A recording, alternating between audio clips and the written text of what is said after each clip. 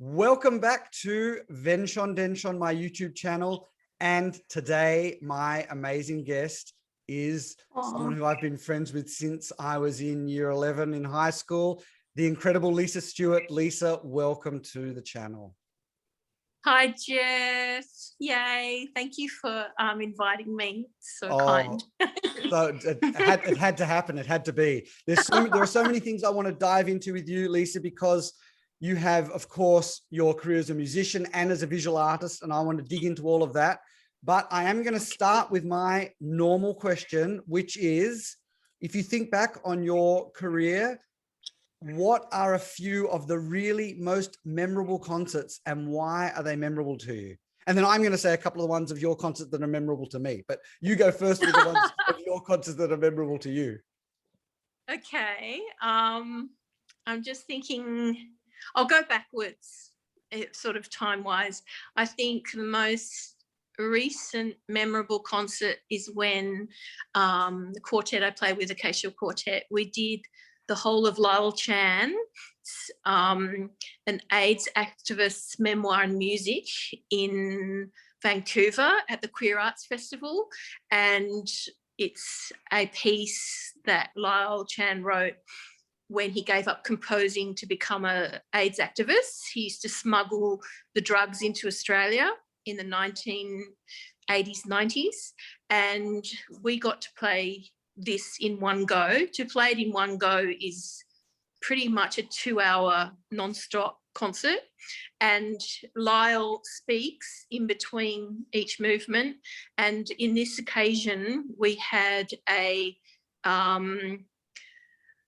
not Auslan, that's Australian, but the American or Canadian, sorry, not American, Canadian sign language lady signing in the concert as well. And at the end, she was completely in tears as well. So this probably was definitely a highlight recently. And it's the most beautiful music. And I hope if anyone who doesn't know Lyle Chan's music, Australian composer, I really would recommend listening to this work. And it's very, very, very beautiful, quite short snippets and very varied music. And Jeff, I'd be curious to see what you think of it as well. So that was a highlight. And I think, oh, Stefan's in the corner there. Do you know when we were there? Was it 2000, maybe 17? Possibly 2017, yeah. So, and another highlight has to be playing with London Philharmonic Orchestra, which was an absolute total incredible feeling. I did a little bit of guesting, leading seconds and third concertmaster, and that totally blew my mind because the level was phenomenally high, and it was such an incredible feeling to play in such, you know, especially big works. Playing, I think we did, trying to remember, we did many things, but a highlight was working with Bernard Haitink, and we recorded, I'm pretty sure it was the Vaughan Williams, and I can't remember which one it is. Is it Eighth Symphony, and 8th and 9th, and one of the highlights is one of the movement has no strings at all, right? This is in that gorgeous where the Beatles walk across the road in front. I think it's called Abbey Studios or something like that. Yeah, that one. So all I think is Beatles walking across the road. But I never forget, the orchestra was so phenomenal. So the strings weren't playing in one of the movements. I can't remember which movement. Maybe 8th Symphony, one of the movements. Could be wrong. Apologies if I am. And they were doing like a sound check. And so they played. And he just smiled at the end and he said, "Did you get that?" And they said, "Yes." And that's it. They didn't record it again. And actually the girl who was playing solo trumpet was on trial and got the job at the time. So this is back in 2000. So I don't remember her name or anything, but I just, you know, Jeff, just that absolute feeling of like you're flying with the orchestra, and string playing, well, actually the whole orchestral playing, that you're completely one. You're one. And that's something that I love about playing with Acacia Quartet, is if somebody comes up afterwards and says, oh, it was like you were joined at the hips, or you sounded like one, that's what's beautiful. You know, it's not about, oh, you were good, or she was good, or he was good. It's how were we as a whole. And look, yeah, that feeling in London was just, you know, I mean, you're like, are you kidding me? What am I doing here? This is just like such a joy. And I'd been in Germany for, oh gosh, maybe 12 years already. And things like, you know, hearing English again, just, I really enjoyed that. I think, I know I can speak German, it's okay, but I feel that I can be more myself in English. Yeah, I'm not so linguistically talented, like, for instance, our daughter is, who's quite comfortable in 3 languages, you know what I mean? And then there's other people who are comfortable in 7 or 10 or 11. And Jeff, I can imagine you would feel quite comfortable in various languages, you know, would have that kind of skill and brain intelligence. But for me, yeah, it was, look, just happy, outrageous times where you're like, is this really happening? And then I'm trying to, and then of course I'm going back. And I actually, look, I'm already coming back to things like, I mean, I know I did a lot of, you know, solo stuff and bits and pieces, but actually what I'm coming back to, Jeff, is Sydney Schools Symphony Orchestra. This is now my next step. No, seriously. I'm right there with you. I'm with you. Totally there, you know, so now I'm back. The first time I ever really played in a big symphony orchestra was a music camp at Narrabeen in 1985. It must have been in year 10, because I'm pretty, oh no. I reckon it was 84. Must 84. Be 84, because I think I finished school 86. Yep. Yeah, you're better at numbers than me, so for sure. And that was just, oh, I was so happy, you know, just super happy hearing. I remember our good friend Tom Birch playing euphonium, and one evening where people got to just stand up and play whatever they want. And I remember thinking how cute it was, because it looked like he was cuddling the euphonium, he was snuggling it. And to be honest, Jeff, I might not have ever seen a euphonium up close before that, which I know maybe for some people is unheard of, but you know, I was in year 10 and I hadn't heard a euphonium straight like that close. So happy times, year 11 and 12, playing with Sydney Schools Symphony Orchestra. I really love that. And then I probably go back to, further back to, I was very lucky to get to play in Japan for Dr. Suzuki. So I'm a Suzuki violin kid, and I was very lucky that I basically went busking in, this is probably 1979-80, and got the money to go and meet Dr. Suzuki. And, you know, again, just what joy. Just went on my own with my teacher. I was 11. I think it was 11, yeah, whenever that was. And playing with other kids, but also I think I got to play Veracini or some gorgeous sonata, and so a lot of joy. And I do also remember going back further, I hope this is all right that I'm going backwards, I loved playing Vivaldi A minor concerto, especially the third movement, because it's so fast, and I do like to play fast. Though I love playing sad, slow things too. And then before that, probably playing long ago. So there you go. There's some highlights. Isn't that hilarious what you choose? Isn't that fascinating? It really is fascinating. The thousands and thousands of concerts that we've played, it must be crazy amount, you know, that we've played in our life, and what sort of stands out. Maybe on a different day be something different. I don't know. Yeah.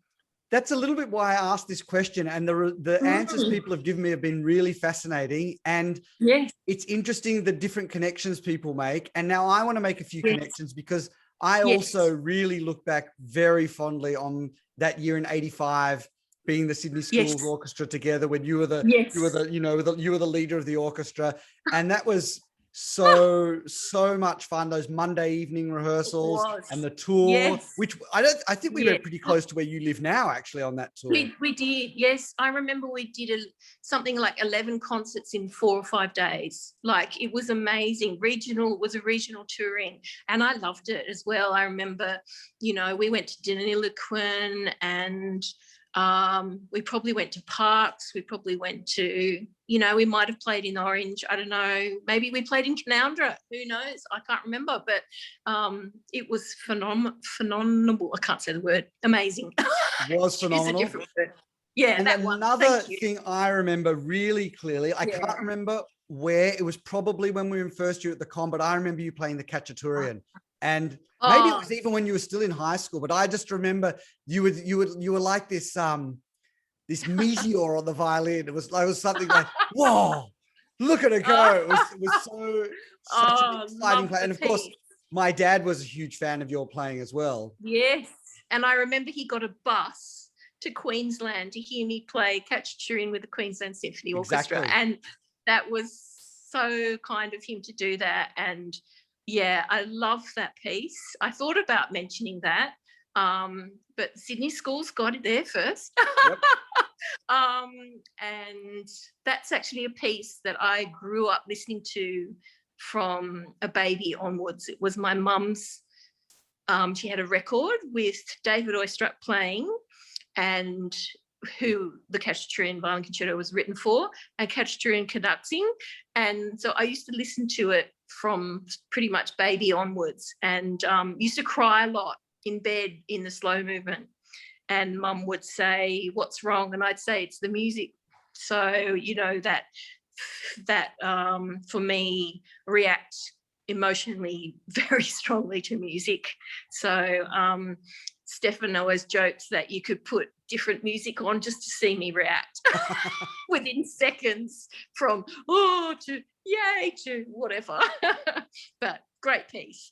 Yeah. And that was a dream of mine to play it, even though I remember at the time my teacher's like, "No, you can't play that, it's too hard." And I just thought, "Well, stuff it, I'm going to learn it." So sometimes you've got to go against what your teachers say. Be a bit wild and brave. Thanks for remembering me playing that. I appreciate that.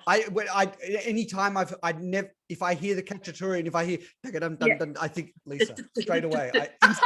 I've always connected that piece with you my whole life. Yeah, I love it. Yeah, well, fair enough. Seeing I've been listening to it since I was, it's probably pre-birth. Yeah. Thank you. Lisa, I actually want to talk to you a little bit about, you said something about when you play in a quartet and the idea is to play as one. I'd like to unpack that a little bit, because I am on a bit of a mission of discovery. I love string quartets. Obviously, I'm a trumpet player, so I've never played string quartets, but I have been interviewing a few people who are playing string quartets, and I'd really love to hear a little bit about how you rehearse and how you practice to achieve this sounding like one. So I'd love to hear you just talk about Acacia, and how did you get into quartet playing, and the way you rehearse, everything, all about it. Okay, so it's pretty cute how we started as Acacia Quartet, which was basically, well, of course, my husband Stefan plays viola. My Chloe Hesse, who plays second violin, I've known since National Music Camp time, so many years. She'd just come back from Norway, and we'd bump into each other and say, "Gee, wouldn't it be fun to play music?" But we never had cello for a quartet.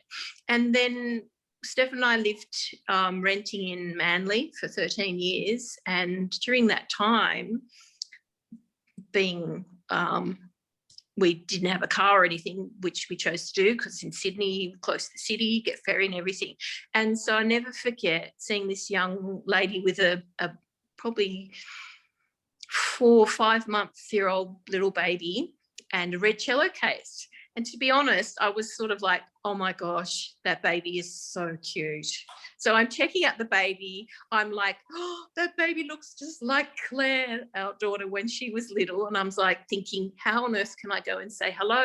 There's a red cello case. I can introduce myself via the music. And we got chatting. And I never forget, I was like, oh, so you play cello? And like, oh my God, your baby's so cute. And Anna, who is from Vermont and then Salzburg from the age of 16, we got chatting and we said, do you want to play some music one time? And Stefan, Anna and I played a little bit together and then asked Mai if she'd like to come on board. And she said yes. And for some reason, actually it was Kim Walker who had asked the four of us to play with students or something at the con, and we played Elena Kats-Chernin's music. And really, to be honest, Jeff, what got us going was Elena Kats-Chernin came up and said, I've been waiting for the right string quartet to record all my string quartet music. I want you. Will you do it? So it was like a huge honor and like, what? And we'd probably been together like, I don't know, a few months or something, like not really even that long. And that it all flew on from there. We used to rehearse at our little apartment where we were renting 3 days a week. Mai would come up from, first from Gladesville, then she moved down to Barrel. She would come and stay. And she's got little small children. I know Kai was a baby when we first started, so, and then Anna's as well. Mai also has another daughter, Freya, whose birthday I was at, but anyway, that's another story. And so we worked really hard, and it sort of grew from there, but really being thrown sort of like, boom, here you go, you have a double disc to record. She has written another piece since, so we'll have to, record that at some stage. But yeah, really, thanks to Elena Kats-Chernin going, I love your playing, we kind of got this great gig, so to speak, and at the time, actually, Lyle Chan, who also the composer I talked about, did the recording, because he's also a recording engineer, he's also a physicist, he's also many things, and so that was fantastic and grew that relationship too. And I suppose, as we say with the Acacia Quartet, we really do love working with living composers. Of course we absolutely love Dvorak, Mozart, Haydn, Beethoven, Shostakovich, everything. But it is an honour to work with people who are writing music now or have written music for us. So, so we must have had, when did we get together? 2010. We must have had a good maybe 7 years of like good 3 hours a day rehearsing. And I think... I actually think going to Berlin to record Gunter, Raphael music, because we also liked to do the sort of forgotten composers. Gunter Raphael was a very good composer, and I think he was head of the Leipzig Music Hochschule or something like that when he was very young. Then came, of course, the Second World War.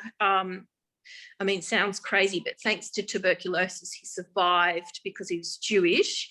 It meant that the doctors kind of hid him away and did save him, so his music continued later. But I think when you mentioned that quality of sound, that oneness, I think us having to go to Berlin, record these very difficult string quartets that, top quartets in the world had refused to play. They were like, nah, we're not doing it. It's too hard. Don't want to go there. And of course they could, they'd probably get it right in one day, whereas it took me months to learn. And we went over to Berlin. We spent a whole week with Stefan's teacher, Emil Cantor, and he blocked all his teaching for the week, and we did like 9-10 hours a day with him. He got the music straight away, being the person he is. He said, oh, yes, and he's also a historian, and so he'd talk about the era, the time. He said it's very academic music. Yeah, beautiful as well. And I think that sound that you were asking us about, I think we sort of jumped a level maybe, or we hope, because you always hope to improve. And I do remember Lyle again saying to us, I don't know what happened in Berlin, but you've gone, you know, your sound has gone here. And now because we're all living quite far away, us here in Canowindra, Mai in Bowral, Anna's down in Wallumbilla, which is past Bega, so we can now get together for several days. Sure, we've learned our parts in that, and the sound is there. So I think for us, having that, do lots of practice, a lot of 3 days a week for many years was a good idea. I know there's other quartets that from the beginning can just get together for, a few days beforehand, but I think obviously it wasn't a way we chose to work. Yeah. And also we were older. Do you know what I mean? We didn't start this quartet in our teens or our early 20s. So we didn't have the luxury of, Anna's much younger than us. She's 13 years younger than me. So, but you know what I mean? There are groups that get together in their 20s, they do international quartet competitions, things like that. We didn't have that, but I think having things not handed on a platter is good too sometimes, because you work really hard to make it happen and you find your own concerts. But then yet again, look what happened with Elena, so that helped us. So I don't know, does that help at all? Does that make any sense? No, it definitely does, but I want to dig in a little bit. There's something I'm interested in with the role of playing first violin in a quartet, because yes, at the same time, you're a soloist. Yes. You can't, the parts are often fiendishly difficult and you have to be a soloist, but you also have to have this sound of all sounding together. And I want to ask you a little bit, if it's okay, your approach to that of simultaneously being the virtuoso soloist and a team player. How do you do that? Sure. Sorry, I probably diversed before. Well, one, I think Mai and I just naturally play really well together. And also, I think being in awe of your other players is really important. You've got to always get rid of the ego. There's no room for ego, I think, in the arts. And I think it can really stuff you up. So there'll be times where I'm just, wanting to blend in with or I find in our string quartet, we really want the inner voices to be very strong and an important role.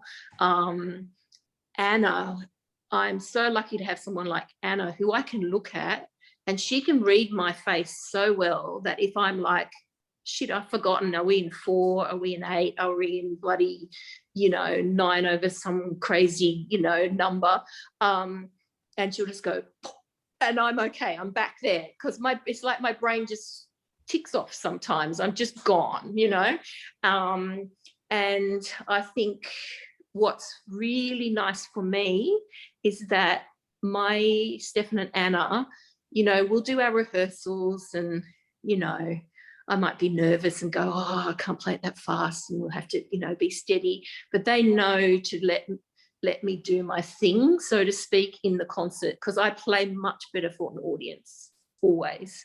So even in recordings, they've often got somebody in just to get me. And I'm wondering if it's a Suzuki thing, because I've performed from 5 every weekend.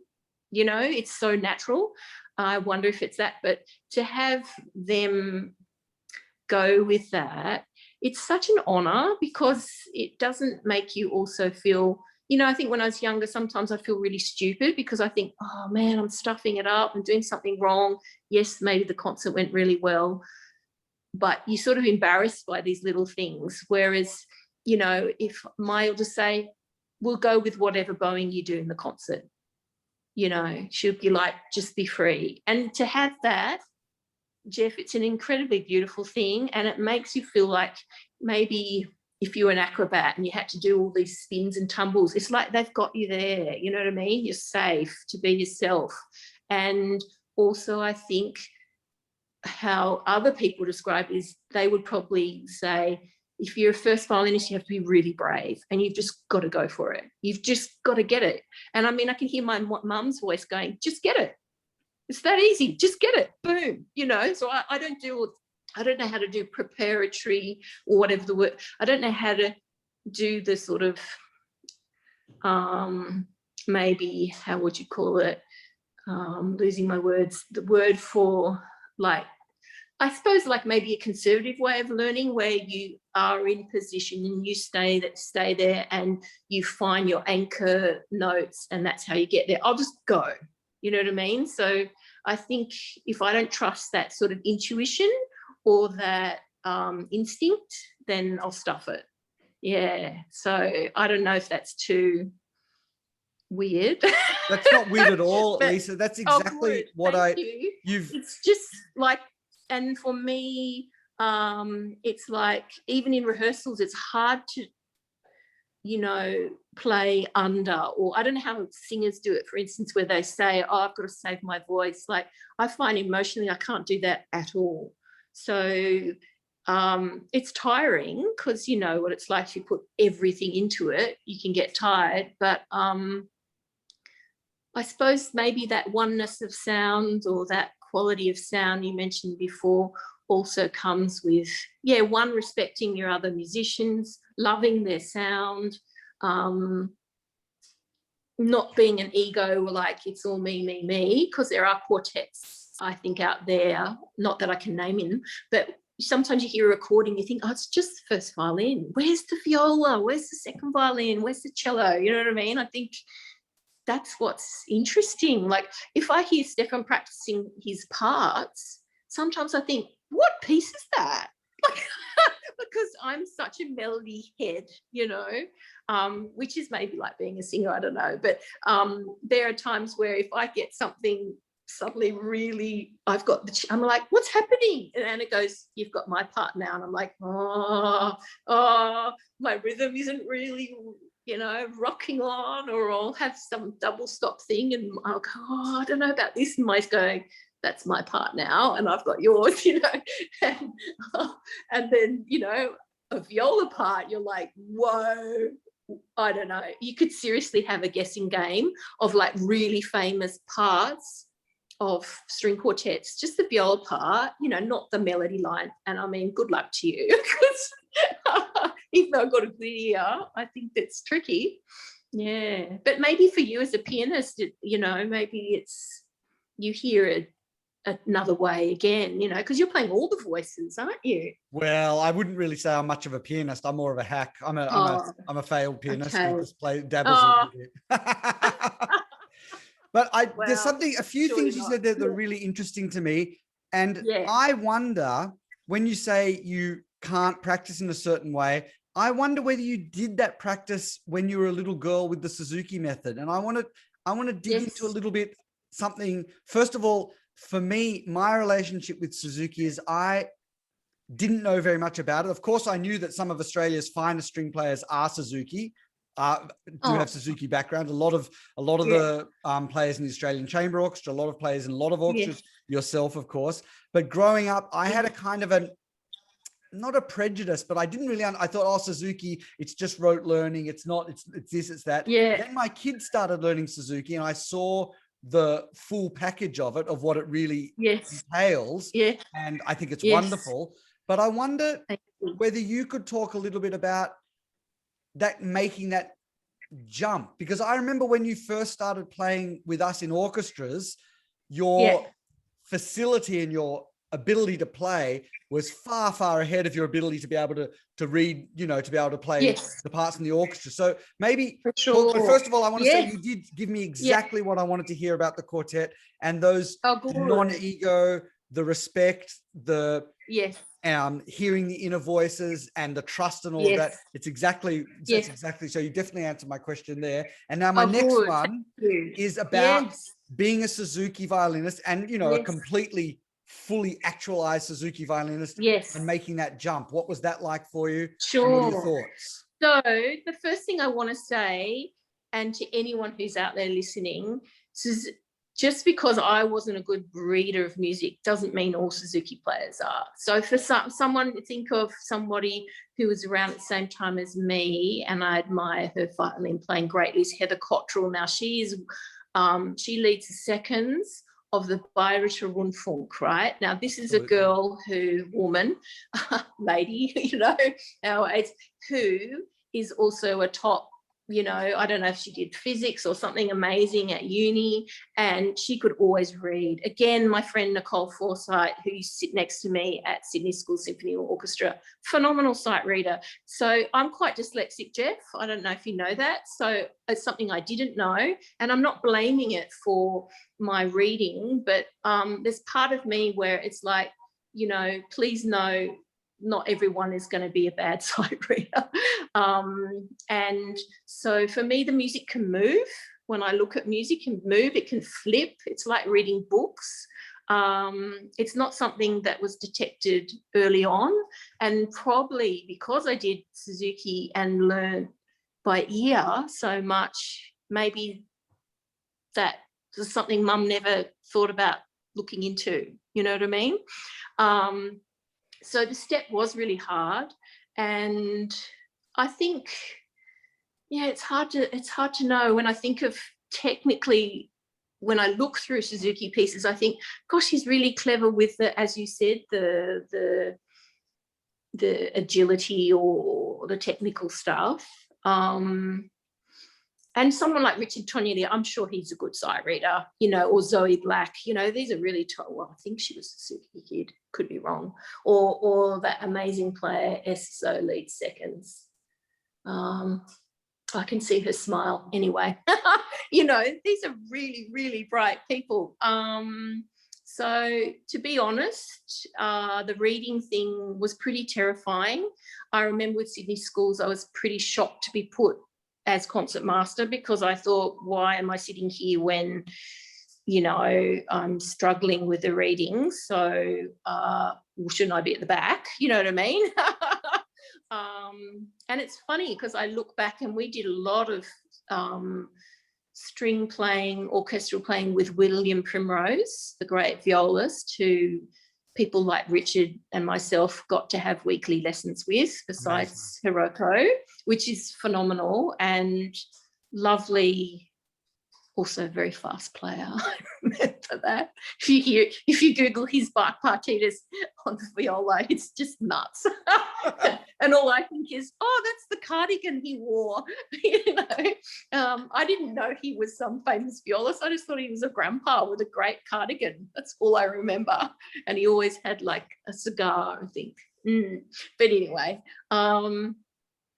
yeah, so the transition was tricky, and I think probably mostly tricky was probably my own brain just saying, you can't do this, you know, like a trust thing, because I know that's probably a big part of it too, is going, no, you're not stupid, you can do this. I remember when I did my audition for London Philharmonic, and I was just going for casual. I literally was happy to be, we went on the plane, our daughter was what, about 3 or 4, Stefan, myself and Claire, we went over. I think I had a, you know, like a nice drink beforehand, in like not alcoholic, I mean like a milkshake or something, or whatever it was, cup of tea, at Covent Garden beforehand. I was happy. I played. I walked in saying, oh, my friend Miranda says to say hello. And they just thought, who's this woman? And I never forget, maybe because I was so nervous, but I actually sight read really well in that. And it was some Schoenberg something. So I don't know how, maybe it's, I don't know. I wonder if that's my own brain playing tricks on me. Again, you know, is it a dyslexic thing? Is it not? Look, you know, it's hard to know, but I think, yeah, I don't know. Or is it just a fear of not being able to play. Probably actually more what it is that thing of we want to get it right straight away. So I don't know if that's as part of being perfectionist, though if you were really a perfectionist, you'd never get anything done because you wouldn't, it's like you wouldn't actually get out there, would you?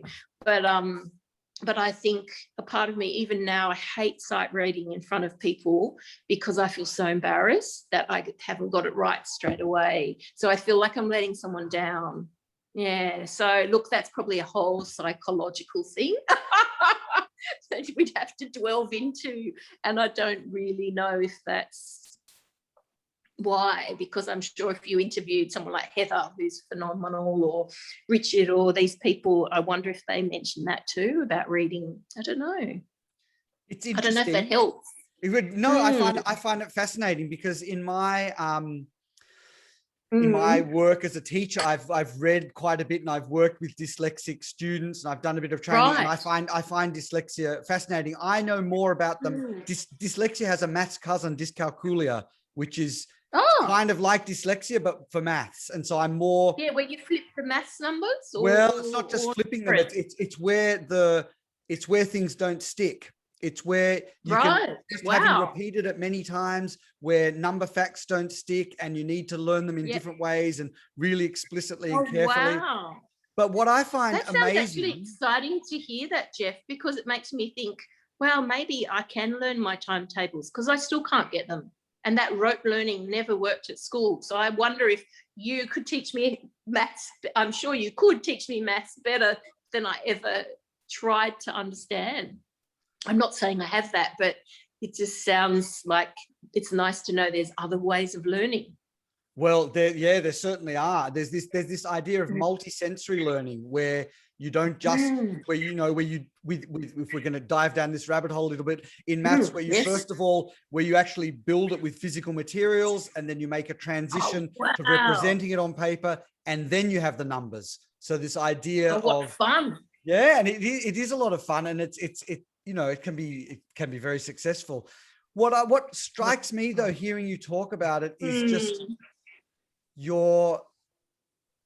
I was already impressed with you when we were in year 11, and now I'm even more impressed.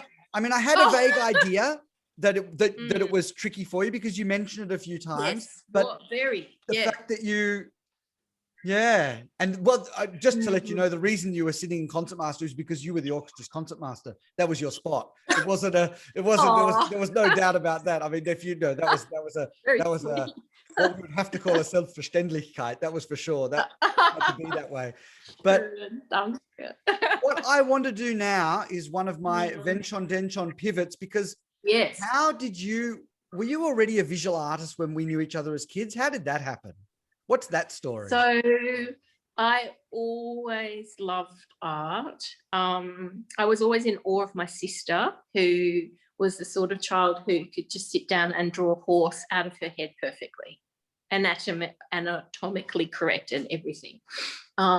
So when I was little, I often, as you do, you draw and you do things, and I was like, oh, I so want to be like her. And the other person I wanted to be like was my friend Rachel Gregg, who you would remember, who was one of the dancers in the Sydney Schools troupe there. And she was such a beautiful drawer and cartoonist and all sorts of things in high school. So again, you're like, oh, and actually, speaking of cartoonists, I remember there was a little boy, maybe in year 4, who could just do Snoopy out of his head or other characters, and just being absolutely drawn to that.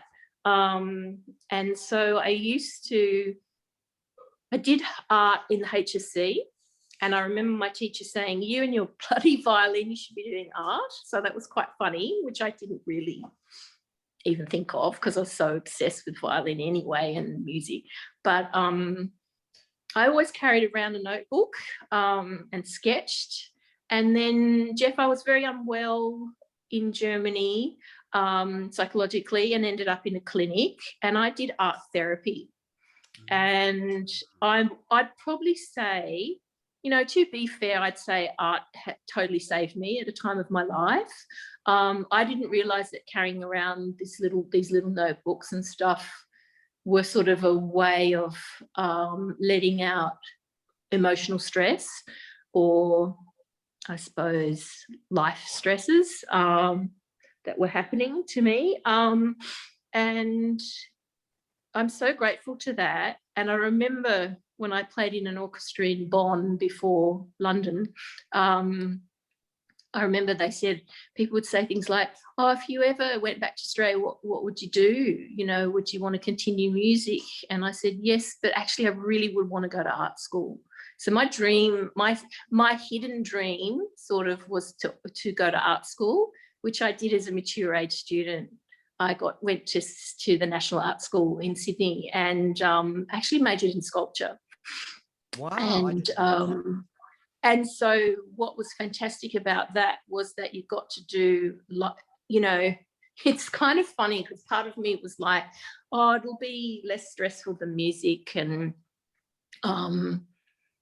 there won't be so many, this is kind of mean, isn't it, but egotistical people around. And so I thought, oh, this is good. And of course it was exactly the same.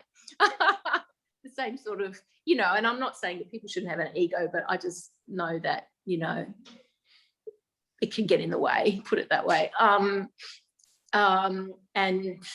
it was so great because I had to do these really fundamental life drawing. You have to do hours of life drawing, hours of what was it called? Experimental, which was fun. I found that naturally easy, but that's just me. I used to like doing things like drawing without looking because I found it really calming. The things, and you know, then it's interesting to see the crossover with music, so art history, and then suddenly I was like, wow, actually my essays aren't so bad because I'd related to all the music of the same time, you know what I mean?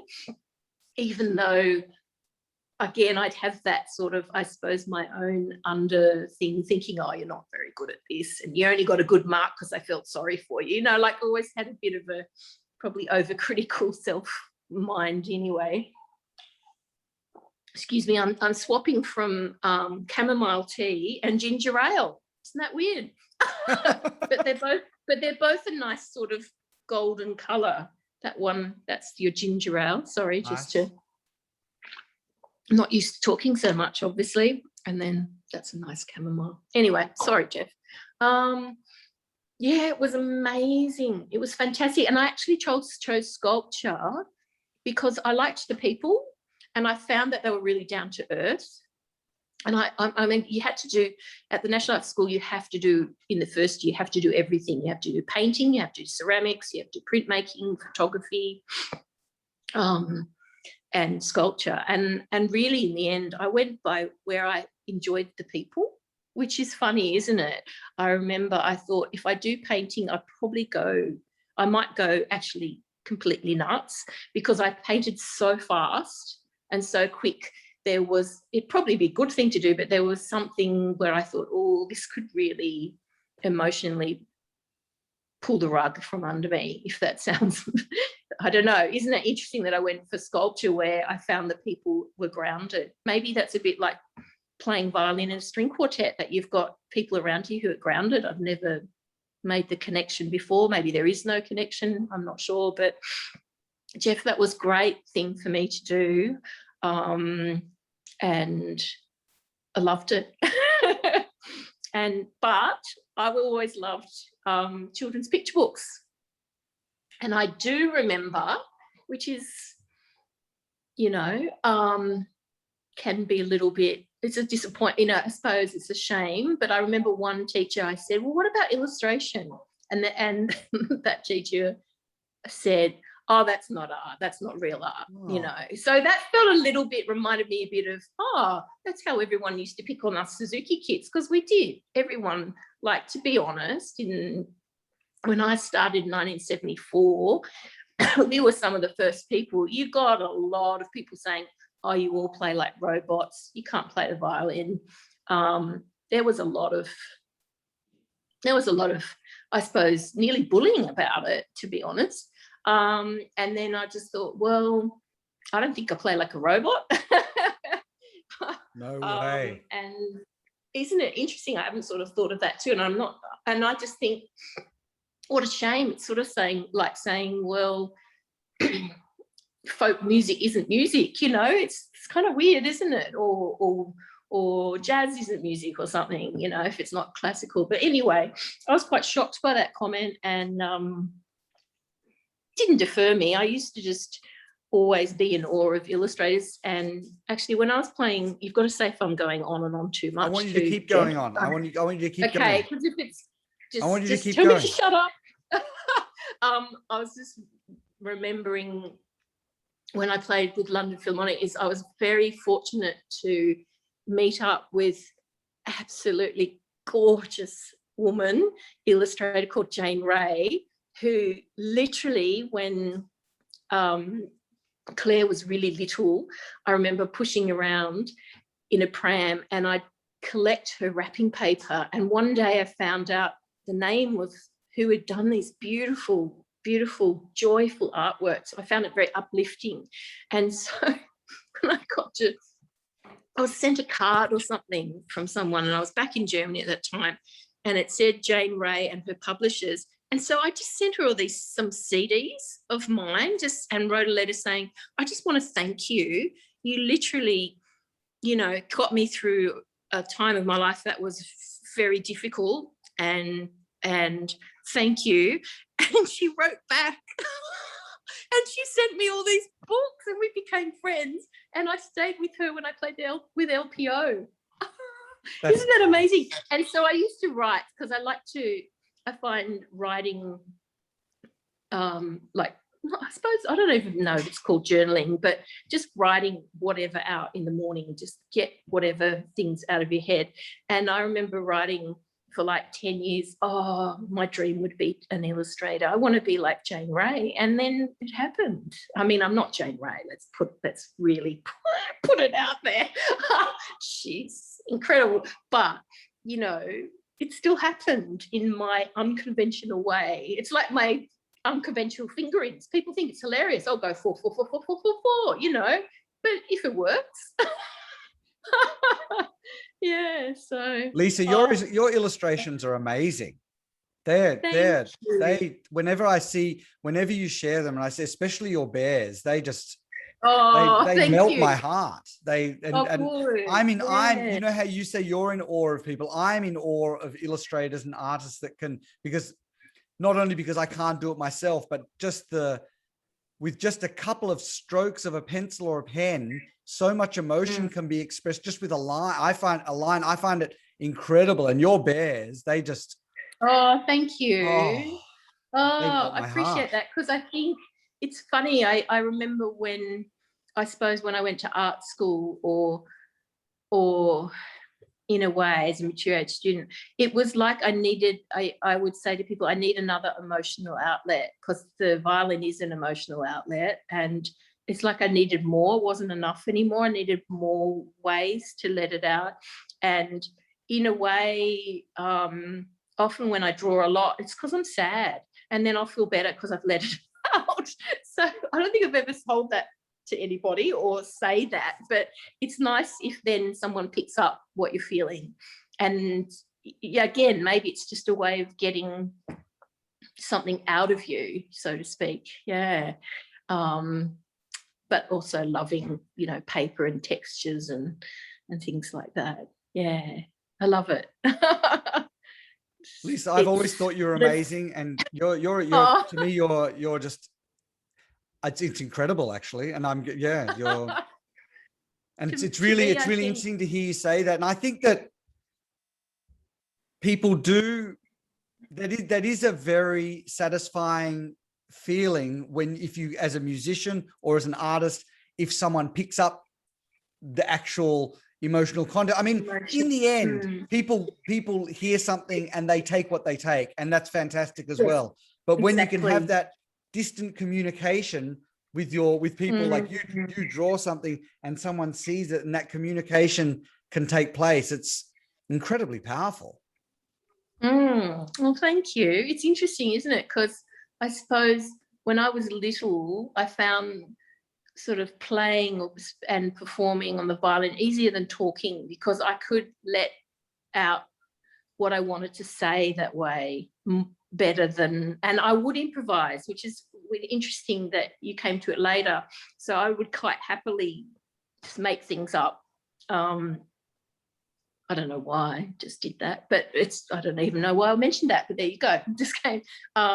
So I think you can say anything, and people aren't hearing the words, you know, that they're feeling something, and they might feel, yeah, it's really interesting, isn't it? So, because I can be in awe of really great technical players, but I do suppose sometimes there's moments where you're like, oh, maybe you didn't quite capture what where was the feeling, or you're trying to find it, or a different kind. The other thing that I thought, Jeff, which is interesting about music and art, is that I find when you're doing both, you're completely in that zone, or whatever they call, and everything else is completely gone from your mind, which is, I don't know if that's a meditative state, possibly, and I just think that's a great feeling. So I probably could comfortably sit and draw, especially if I had if you have a deadline, that helps. But, you know, I think once I went 16 hours without stopping, then I was really tired. But I didn't know the time had gone. So I don't know if you get that as well in your mathematical brilliance, or playing trumpet, or when you play piano, or teaching, where time is gone. And I find that, or maybe that's that thing that everyone says, yeah, there is no time when you're having a good time. I don't know. I don't know how to explain it eloquently. I think you've explained it really well. It's being in the moment, and the moment is not of any duration. It's just it's a now that just continues. Yes. Yeah. Being in the now is a great thing. Yeah. Fantastic. Wow, Lisa, thank you. I feel like I should be asking you questions. No, the nature. No. Well, I could answer a question or two, but this one's about you, and I just want to say a huge thank you for sharing. You're welcome. And I'm sure what I'm loving about these interviews is that I share them on YouTube, and then people write back to me and they tell me the bits they liked and the nuggets, and I'm sure that a lot of what you've said is going to really resonate with a lot of people. And thank you. You're welcome. And thanks for being you, Jeff. You're amazing. I can't be anyone else. That's great. That's a saying that I really love in German. I don't know if that's, how do you say it? Schön, dass, it's something like, it's beautiful that you exist, or it's just something that I often say, you know, thanks for being, the easiest way I could say it in English, but of course now the German's not coming to my mind either, but never mind. No problem. Thank you very much. I'm going to say a farewell to my audience.